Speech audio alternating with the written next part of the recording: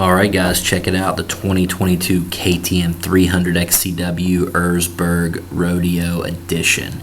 These things go quick, they look sweet, they've got a long list of upgrades, so let's talk about them. So obviously this is a special edition KTM. It celebrates 25 years of racing the Ursberg Rodeo and 16 wins dating back to the inception in 1995. So what's this bike have on it that's different from a regular XCW? Well, it's got the Ursberg Rodeo graphics, obviously. The frame is orange.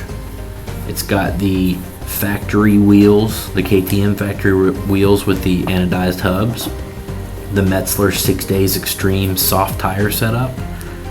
Closed heavy-duty handguards, radiator fan and radiator protectors, CNC machine triple clamps, factory seat and lightweight skid plate, chain guide bracket protection, Super Sprock stealth rear sprocket, clutch slave cylinder protection and orange oil plug, front and rear pull straps, front brake disc guard. It's got a solid rear disc for mud and a disc guard. A rear brake safety wire, or a brake snake as we call it, and a map selector switch.